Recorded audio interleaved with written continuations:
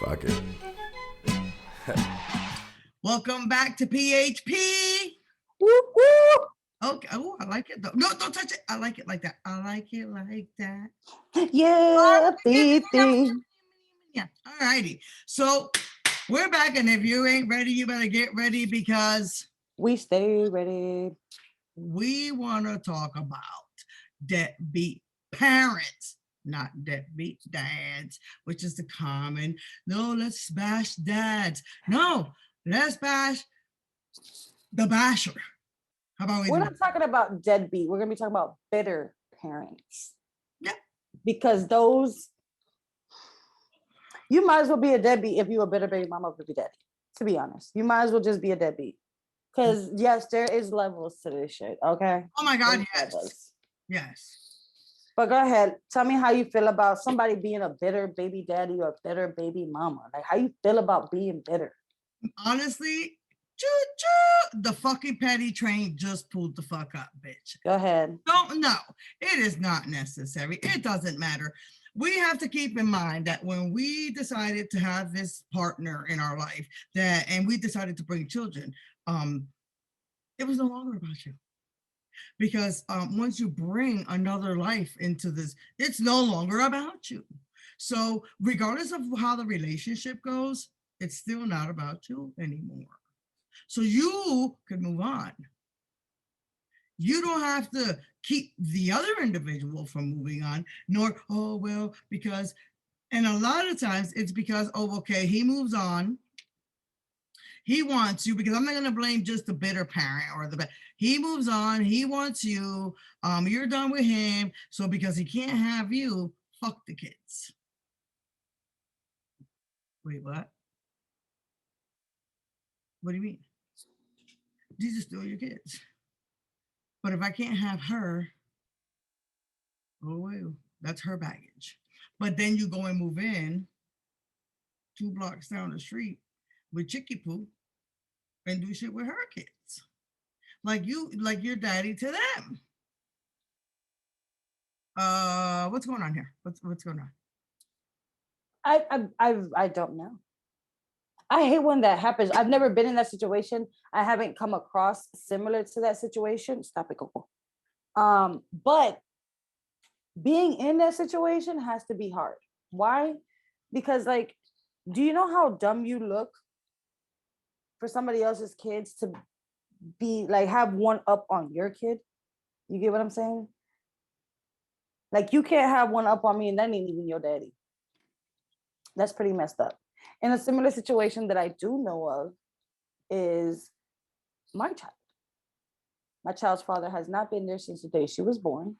I've never spoken bad about him to her. I mean, you're gonna have your own opinion of your dad, you know. Key. Don't do it. Hold on. So I've never spoken bad about him.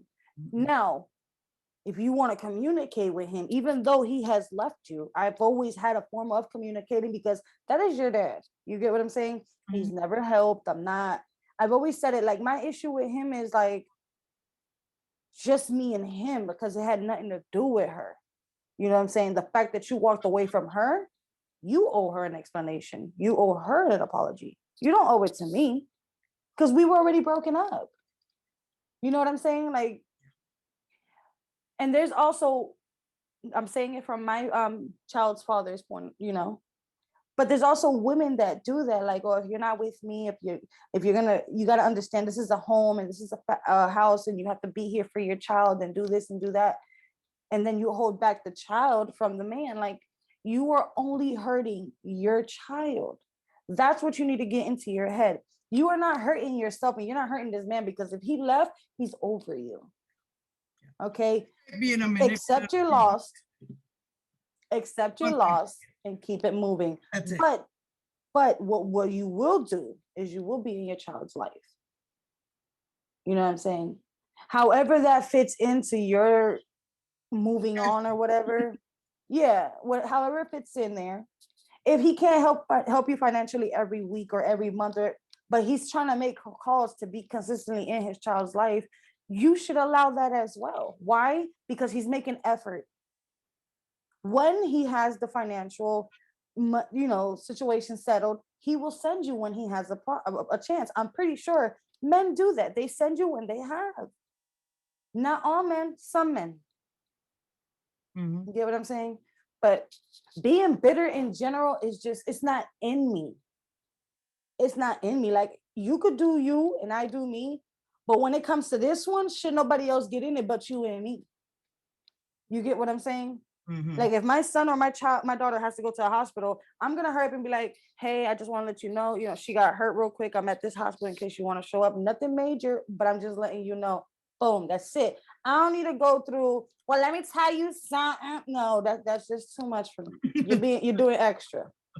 I'm not gonna tell you what hospital we in, so why the hell did you call? Right. Oh, don't worry about him because he Okay, good, so why the hell did you call? Question. What about the nah. You get your child on Tuesdays and Thursdays. She got him on Wednesday. So if something happened with him on Wednesday, that's her responsibility. That ain't got nothing to do with you.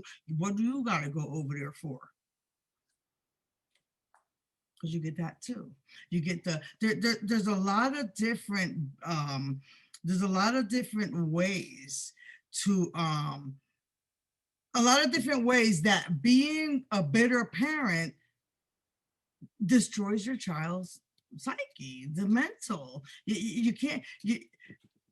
I am grateful. I was never, ever did I talk to my kids about anything. By the grace of, I never told my kids, oh no, your dad this and your dad that. What? No. What my kids did witness was that we were friends. That when if I was down, he'd come around and help. And if he was down, we'd pick him up and help. That's what we do. That's what we do in this house, in this family. Because just because him and I aren't together, or just because him and I didn't work out, doesn't mean, oh, I want to see him dead. And he over there with that bitch. I don't care where you at. They're looking for you. Okay, remember them? Let's bring in that little scenario, that little example that you brought in. That is letting your new partner influence how you parent your child. Correct. That shouldn't be allowed, point blank, period, because you wasn't there when we made this child. Ever. You know what I'm saying? And for you as well, for you to say your kid's only seeing a friendship, is because all the shit that you can say about this man, he did it to you, not to your kids. Well, they don't have to know about it.